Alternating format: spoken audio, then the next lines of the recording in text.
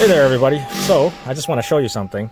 Anytime when a customer comes in for service, we always check all their lights, make sure that everything's all good. But here's something I I found.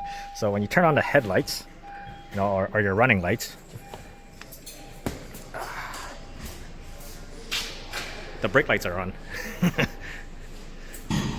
And then what else? But when you step on the brakes, the brake lights come on, but also your tail lights come on. Let me show you that. Yeah, see how the brake lights are on, and also your tail lights are on, and also your license plate light is on. And I just use this brake pedal depressor. So what happens if I turn on the headlights, right? Nothing, it's still the same thing. So yeah, so I called up to the service advisor and asked them if the customer wanted me to take a look at it, and the customer said don't touch it. She wired it the way so that she has brake lights, and told me not to touch anything and just leave it as it is. So yeah, sometimes you just get burned out bulbs, and when people take it to quick lube places and they don't check your lights, and they're just burnt out bulbs. But in this case, completely different.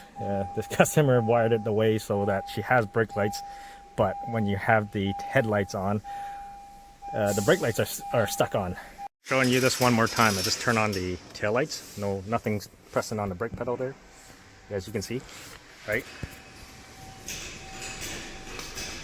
So tail lights on, brake lights are on, that's on, that's on, that's on, but also your tail lights are on, right? So everything is on with the headlight switch on. And yeah, that's how the customer wanted it.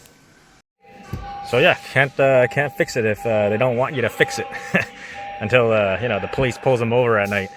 Anyways, if you guys got any comments, leave a comment down below, and thanks for watching. I'll see you next time.